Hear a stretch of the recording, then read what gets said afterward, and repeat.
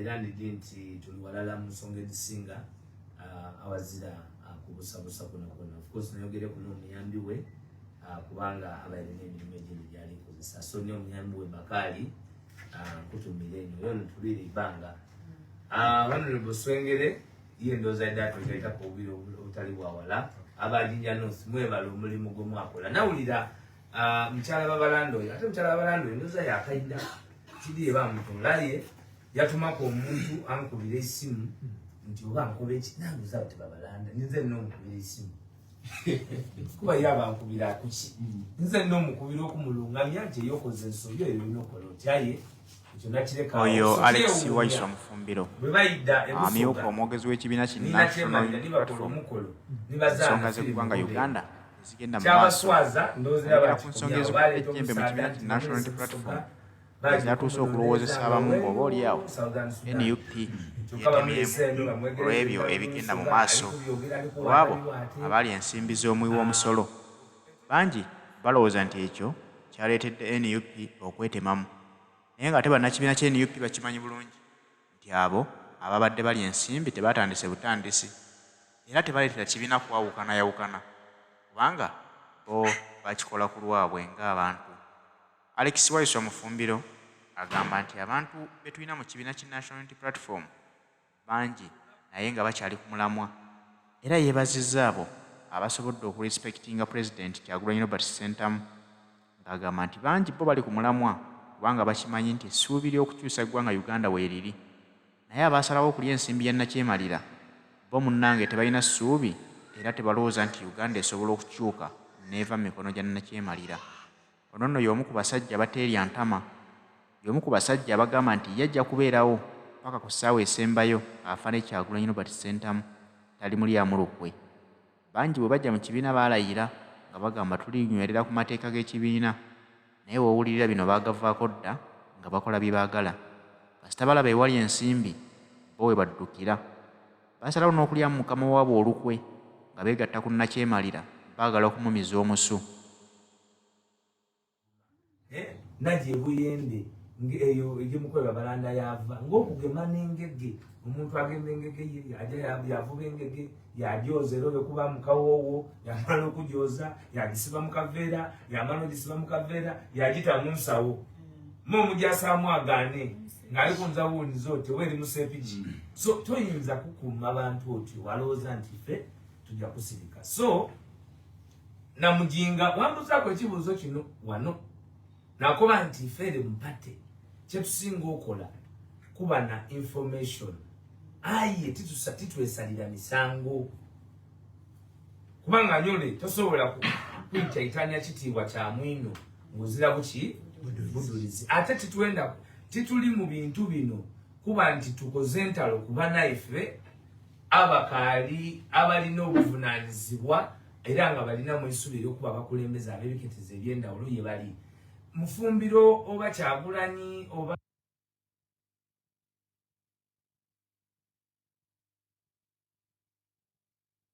yagita mu nsawo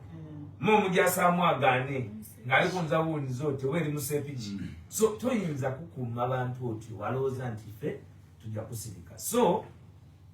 Namujinga wambuzaako ekibuuzo kino wano nakoba nti fere mpate kyetusinga okola kuba na information aye titwesalira misango kubanga nyole tosobola kwita itanya kitiibwa kya mwino ng'ozira buki budulizi ate tituli mu bintu bino kuba nti tukoze entalo kuba naife abakaali abalina obuvunaanyizibwa era nga balina mu essubi ery'okuba abakulembeze ab'ebiketezi eby'endawulo ye bali. Mufumbiro oba Kyagulanyi oba Mwani Naze honorable member wa Buvuma batakulimba nti ajja kuba MP wa Jinja East abe MP wa Jinja West abe president be tukola kye tweta devolution of power. So bwebawa mandate eyo wa president baji wa Kyagulanyi Ssentamu kyova bona wano mu Busoga MP tulina yatya aye Bobby yakuba buli wamu nze nagamba kyakuti aye nga polling station nga bolindo ngulina lindikinira ku makina ga president nguli mwatola mu idwaliro kubanga president yakubanga lenje etya mpampa so abantu balonda Kyagulanyi buti ife twena obuweereza bwaife ku presidential level tulina okugoberera guidance y'omuntu Abannayuganda gwe beesiga kiri otisaawa ddi nebuvuma abantu beesiga nti Susan naaba asitula obubaka bwaibwe okubutwala mu parliament nga baidi nti Susan bw'aba ali kulagana ni president Uganda MP yake ebuvume bekoze ki ebeidwire so obwesige buno obuwole twategera nti bujja kuba n'obuzibu omuntu ow'edinda nenda mwidukire nti edinda wano abasooka tubaire n'enkizo ku bintu bya National Unity Platform kuba olweko baana olwasooka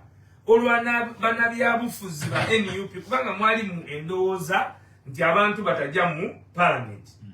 era nga abaka ba parliament amaze okuwangula nga tibayidde oba ekibiina kijja kubayikiriza okola ki okujja okulayira twatyama ng'ekibiina titwatyama wantu wandi twatyama wano okujinja resort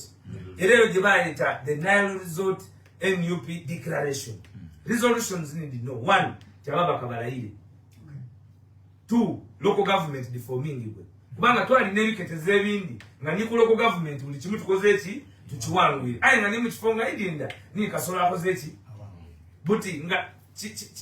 1 NUP nenda mutegeere tuli kukuza abakulembeze for better Uganda n'okubateekateeka nti Susan buti wano akalikola buweereza bwe tuli musuubiramu obuweereza obukulu ajja kubuweereza nga NUP eri mu government so esaawa dino bwe tubanga tulina we tumutayire waire waliwo amawa waire waliwo ebisoomooza tumutaawo aye nga tuli kumuteekateeka ebikemu ale nga asusumuka ab'omukulembeze ow'endawulo nti neeme mu bisiriko yaliyo ni ku museetwe ali kuweereza bukalamu awo we twasinziira twakoba nti abakulembeze baife balayire aye nga tuyidi nti n'okulayira kw'abakulembeze kulimu emizogobanyo ereri ebikemu twamala ebbanga n'enaku nga tuli kwesomesa ebikemu ebiri mu palamenti ebikemu ebiri mu bukulembeze tekikemu ekisooka bugubuzi ekikemu ekyokubiri Ssentebe Yoweri Kaguta Museveni nti ajja kuddireeta mu ngeri yonna nenda abasoga mwidukire nti twali tumubwine ng'abuza abembi twali tumubwine ng'abuza aba social media twali tumubwine ng'abuze Banakatemba twali tumubwine ng'era abuze bannabyabufuzi aba NRM n'ababaire nife basupporting ye ku ngeri ya Kyagulanyi twategera butegere n'ababaka ba parliament n'abakulembeze baife oba ali kugula mwembi analoga kusosonia Susan Bugambo Susan kankuwe MP olumuke kasandide kuwabwire atoidire mukanzu twabiba kubera bako twakoba nti be bana abantu baife bajja kusobola okuweereza era nenda okuwa report nti local government waiwawo tulina mu buzibu IFC walinze haire nga abakulembeze baife tibazaanire mu Ssentebe waki Wamusolo nti bali kudinagana babaire cautious ate babaire bato report ya permanent secretary wa government yene yayibo bululu aye nga yali technical eyo ni report yali na kumeza performance ya NUP local government buti MPs enchi kodi nda kubirizibwa oyo yali alide kubirizanga Honorable Mathias Mpuga Deputy President Uganda kuba mtwaba ntu ababingamu okay mwasirika mulusirika after bwe okuteso okwo kuwa wakube ekirayiro ekyo bana Uganda mwena n'abana mawulire mwaliwo ekirayiro ekyo kyali kikugira abakulembeze baife ekisooka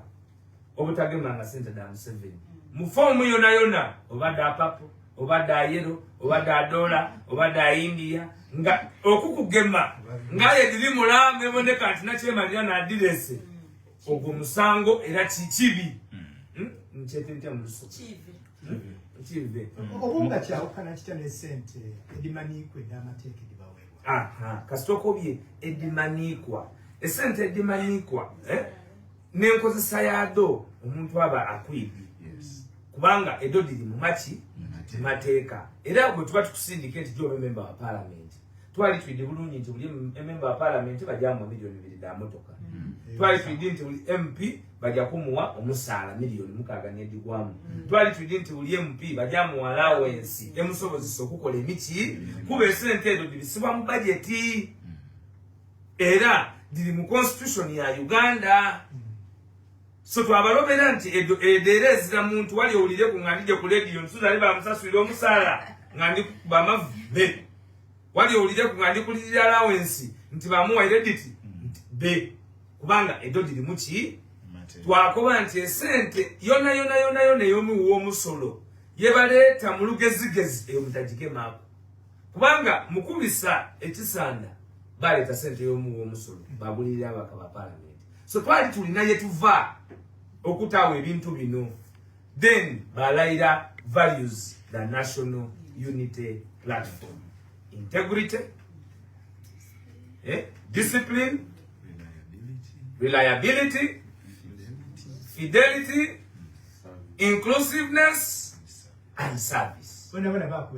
Twena kila kitu Kagabo yageme milioni ya buli omu olikumfuna twatuuka twaja mu lukiiko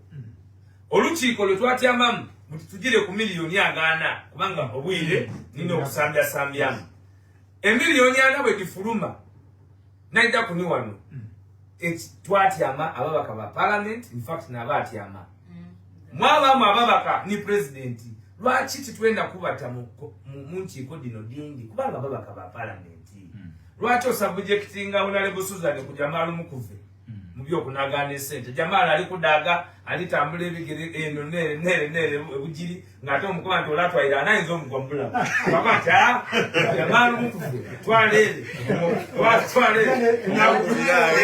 twala wasuwasi nabati ebiraku batyama era mu lukiiko olwo mulimu omubaka bamwe tatebandeke yayemerera yakuba nti bananze sente natwaire era natwalire mu kanzu banko bavala kanzu obite wanoti onatuka sente ojafune namba ntukere mu kanzu nga banko batilido milioni ana lumu katolinga inuma zinganja sente owokubire yawanika yali Kagabo ngako bantianze nti banko bantidango likogera nabanda lwelele tubonayo gero nabanda rumva nga bakuwachi milioni ameka yene yagira mu rumva ngatukoba nti okay obarumva obakanzu oundi yali ono Jimmy no wano ngelwa yena ngakumanti azena nayambala gomasi nali ndi bubi ati kale tubasonimwe aye sente esawa nana munana mukole kimudize titukobye Susan kuba ne Susan MP era ni muluki yakola ki aye balebe emberere bene mukulu kukuba ntani egamye sente babo ine tanze nzana bale mukanzu Jimmy na bale mugomasi nani Kagabo rumva kale mwizeyo ki aye sente dino mudiwe boss waimo na abadi koleki Kagabo nga leader of opposition ngabageme milioni ameka ana Kagabo yadigema kuncho soboi mapema ngabadi twalira leader of opposition yali kwa biselele kama wangu Honorable Mpuga sente yadde modige mako yadde aye nga mu lukiiko lwa mukobi akoleki n'abadize ona bamuko akoleki n'abadigeme adize David bwe badi mutwalira yandiroba bingi byetujje nga kitukobera abana Uganda kuba tuwulira nti mugeme ensonga kisanda kikulu aye twijje nga tuwumbawumba ate nga tugaita kuba obwesige bw'abana Uganda bwe mwatuwola imwe abasoga imwe abaluuka benwanirira benabonanga bali kutambuza mu bwavu bali kukuba amasasi nga muzira musango abantu abaafa bakyalisi mutyabule nga tuli kutambula wano mu mabira nga ndi mu ruufu ndi kubona motoka y'amagye eri kumukuba titusobola kulya bigambo byaife ng'omu kwife ni wali banze ni wali bani ni wabono Pastor Mwanguza nti alina wano tosobola kugema sente kubanga ekyo nkukobye nimu kulayira twakiikiriziganyako Kagabo okugozobaganya ekyo sente kyafiiraawo kubanga twali tuzira bujulizi bukola ki businga ki aye abana Uganda bategeera nti twogera amaki amazima ensonga ya sente dino eda Honorable Mpuga yatandika era twagyogerako aye nga tuzira evidence ya minasi kuba wali wetaaga okuba nti omuntu wali sente ayenga olina minasi olina obukakafu obwa minasi aye minasi ababanado ni kaka wa parliament ife tuzira busobozi bukola ki muditolayo file yaja wansi wati wemeza president yajiza wansi wemeza aye yasigalanga ali mukola ki kunonereza ku nsonga ki waliwo endetera kino tikiri questionable nti timing ya minutes dino okufuluma ng'oba alidde opposition omusaado n'abuluzize kyokka nga ne Masaka yava tulibona eriyo obuzibu. Was it waiting for this time nti butika tumugemekere wano asobole kubanga akabwa tini ife twafulumiza ebintu bino byafulumire mu kyebeta parliament exhibition. Omusoga ali kuwuliriza aliere mukyale busiro dada wange namugere butindi byali aho watemeka radio exhibition gwabaire mwoleso ogulaga parliament yabasuza nibono eritambula etya mu bice ebirimu eritambuza etya sente domu w'omusolo balikola batya emirimu so mukufungula bati wabaawo agema fayiro yafulumya tuba tuliyeyo bali kwogera kwa Anita Amongo nga bwali kuiba sente okwekutula Anita Amongo omusoga ali kumpuliriza noye yatwala ku speaker Kadaga ba MP babusoga nali wano nakuba ntaye mu MP ebusoga ono yali aziramu kubanga NUP twalonda NUP n'abadivunana mzampulira abasoga mu Kadaga NUP Kadaga tuzira ku luzibu atuzira ku luzibu ekyo tena amalimbo bawa Museveni aye nkobi yenze tane mesanga kukola biri mujange tibanga mu platform yona nze mama Kadaga nawulira nti Yakobye bakuba abe NUP aye ngaina amaani agasinga ni bagulume aye gulume yakubaziza kakaleyo katamwete nga yala disi tulikulizigana tiwuliranga ku mama Kadaga era ife mweni UP oba munatusalira musango mutusalire twatuuka twakoba nti be kuba nobonabona abaliwo ng'oli kugema mafia Anita Amongo tosobola kumugeragerania na mama ani Kadaga era be MP babusoga n'abamulya mu luki olukwe balina n'okumuwa obutwa nabyogera wano ku radio ababebe n'abamuli ku lusegere fe twakoba nti be waire mama ono yakola ebizibu mu parliament eri aye parliament erina okusigala ng'eri mu ki nsanga n'alidirukanya kuba ife tebalida atuwakalu aye tukola ekituufu waire wa Museveni aye buti tuli ku national interest tulonde mamani era Bobi Wine Kyagulanyi Robert Sentamungo bitwenda okumwebaza tiyali abigambo byesengawe waire titwikanya naire aye twakoba nti ebibiri tibikola kiki mani waiso baka kaino nukweteo candidate mama Kadaga mu parliament kitwatawo aye era omubaka omusoga wano bwe baleeta ng'abasoga bayine omwidi bulungi wa bugiri ati avuganye takumalira na biseera omuleke oyo omulimu ate otugundi yali ku bindi ate otali ku bindi mwasomanga amanani bantola mu hoteri zinatitambuliranga ku butabo kabini nga zina saati ng'ate n'akapale ndi mu kashoti omusirikale ali ku bempi bantola eyo bugiri mu hoteri nampi nga saati nzira aye bali kutwala lwa muntu aye eyensi tetwaginalirira obutava ku mulamu n'omuvubuka gwe bayita yali mulamu wa Susan Honorable Susan Asumani Waliendo ate lwe bamukuba nalindemerera awo wende wenaawo aye abona abantu baife ate wawulira nga bakere kuncho nga bali kunenya omuntu eyafula yena n'ebisibo so bwe tutegeera nti esente exhibition abana Uganda nga bali kutolayo buli kibi kye bayidi mukuraninga sente bali kwolesa ebibi byona bye bayidi mu bugubuzo buli mu ki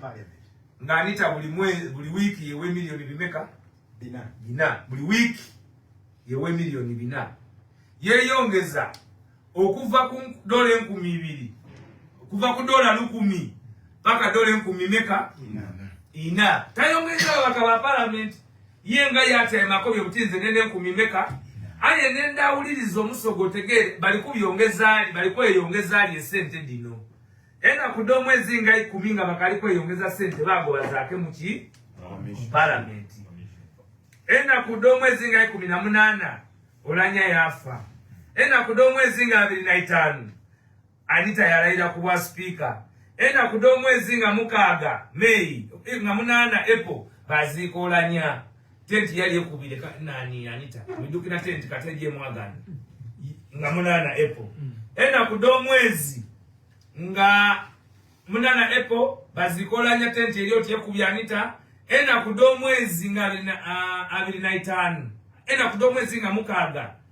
bati amamu meeting yaibwekola ki esoka nga commissioni efirirwa mukama wayo tibayogera ku ntibana nga twafirirwa inolanya commission yene weye nakika abiri kulolanya munaife ekyo kizira ku answer batandikira nti tutuse bana twesimbe mpoga bita sidwanyi bina afoyo atani bina akampulira bina nga bewa billion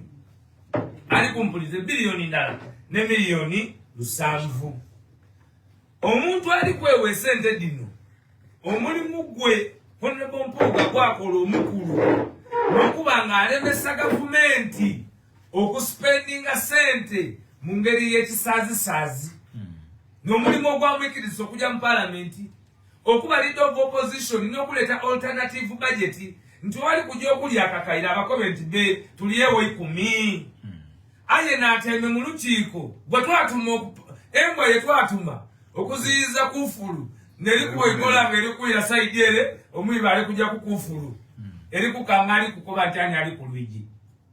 omulimu guno gwali oguliwa ogw'okugabanya sente gwali ti gwaibwe mateeka kubanga eningo 93 ya semateeka wa Uganda ekoba nti omuntu tagemenga ku sente nga ti motion mu parliament evitedde nga motion ku floor ya parliament ate ngereetebwa gavumenti mukati ikokala omusoga mpuliriza basirwanyi mu bagubulira sente domu omusolo Honorable Mpuuga nendo omusoga owulirize kutyama ku abantu bano kutyama ku ba commissioner basatu aba gavumenti beta bench commissioners kwatyama ku commissioner wa NUP opposition olwo NUP muliwulira batyame bamugobye yengenda kudo mwezi 10 bali oti bategera nti olanya wakufa kuba nga 10 bagobani zake baba maro goba zake nga 10 muwulirize bulungi olukiiko lulina okubamu atone jeno wabya amateeka ga Uganda na wabula ebiri kutesebwako nti biri muki oyo tiyalimu ow'ebyendyanga finance Kasaija yena tiyakola ki prime minister avunaanyizibwa n'emirimu gya gavumenti yena tiyakola ki buti esente dino engeri ye badigemaku ate ni mukuddeewa na buti muli kuwulira kubanga basaba kwa nti NUP yakoze bubi ne sente dakali ofuna amazima ga fuliment sente yadikola ki badifuna kuli sobole mwene yakobye eki omwogezi wa parliament yakakaisa nsente bakola ki omwogezi wa gavumenti ofono opondo bwe yabayire ku radio ye ku TV yena yakakaisa nti sente badisayininga mu parliamentary sako bano babasala ku omusala nibatereka esente daiwe badikozese mbukaire bona baja batayo omukono guno batolayo sente edo kuba ni government yali edizira muli kubona obuguguzi nti bali kwiba ne sente nga ni government ekola ki aye nga bali kwiba ibanga nti amulete muleto bayewola yewole olukiiko luno lwa commission lulina composition kyeyakora buti bale batabaako buli kyebateesa kiba kikola buti ekigambo kyakoramu ekisooka beetema wakoramu mwiteeka aye ekikulu nendo kitegere nti niwe bandi baire nga balina koramu bandi baire tibasobola kwewa sente edo kubanga balijagema kundyanga yamu wa musolo gye tweta consolidated fund bali balina okubamu ni attorney general wa government ni minister wa finance kuba n'omusango gwa Supreme Court ogw'omusaada bamweta Wilson Ndowooza Mujenyi yawabira parliament mwesigwa ni Yes. Mwesige yawabira parliament ngali gikoba nti enkole ne yampuga yogeme sente wewa nesirwani tintufu era Supreme Court yakoba nti bogema ngo omukono oti gwa mpuga oba gwa sirwani nga gujagema kundyanga temamutema Constitutional Supreme Court ni kongera abayevu ensukulu mesembayo yakoba nti omubaka wa parliament yena Bwe bagema ngo omukono guli kujere wala musente mu nvubo yo mu musolo mukono janagwo Temaku janagwo Supreme Court olikumpulira mutama uje tujjo kubona nga nali mu wife Bwe mwali mu lukiiko president yali kuliya olwayetebwa nga president yakava kuliya mpuga yakoba aho ndi kwida ng'olukiiko lwetebwa olukiiko lwayetebwa omusiraamu aliyo nolwabawulama bawulama ni bali balaba babuli omu kulayini eresooka toyidi wale kulayini abajamaa mukuve mubatolidi aya toye toseta okubanga ole ayinza okugwa ekigongo ino okwongera musaasi swala teyemerera so nga baawo ne substitute nga ulama mukugu sheyi kasesa musesere maiti omumani akola ki ekibiina kyayeta bawulama bene kintu batyo kuba twali tujja kwogera ku nsonga yindi nti oba tujja kwogera ku matafaali oba bizinesi oba kibiina kyongera ekigula eitaka nga bwe kijja okugula wano mu idinde ekitebe kyate ekyebusoga kyona amakobeire twali tuli kwogera ku bwibi buno buli mpaala meeting yali mu deputy president bana ava Mambuka ava mu Western Uganda ava mu Buganda n'ava mu Eastern Uganda olukiiko luno lwali mu secretary general lwali mu mukama wange leader of opposition era omwogezi w'ekibiina lwabamu ne ba senior MPs basatu tibayeta bano ba Susan kuba bano Susan badakola ne Susan eyakabaye emyaka ebiri ekitundu yena ebya experience otwalese oyo yena ayinza oba mu lukiiko olw'obwa senior twalese so bano bamanyi eri tibali mu lukiiko olw'ensonga ki atoli nga member wa NEC so twatyamisa olukiiko olwo okulungamya ebintu wekisooka tuveeyo mu maani nga NUP oyo Alex Waiso Mufumbiro agamba nti ensonga zino ez'omukulu Mathias Nsamba Mpuuga olw'okuba nti poliisi ekolera Mwami Museveni naye zandibadde zayinyiramu dda ne poliisi Mwami Mpuuga singa kati ali mabega wa mitayimbwa olw'ensonga ogwo omusango gwe yakola gwa bubbi ate nga gweyolekedde mu lwatu IGG aliisoliiso wa gavumenti ensonga zino naye azitunulidde kyamuli aganya okulondoola ensimbi zino ku bantu bano ababiri Mpuuga ne yazimu wa sipiika wa palamenti singa bonna bakwate nga bannyonnyola ensimbi zino baazimuwa ku ddiiru ki baazimuwera mu kawaayiro ki naye olw'okuba nti Uganda agikulembera era yagibagira amateeka buli omu atambulira mu nkwawa za Mwami Museveni Mwami Mpuuga tasobola kukwatibwako olaba nti ayina ayogera byayogera ng'akimanyi bulungi ate munankola ki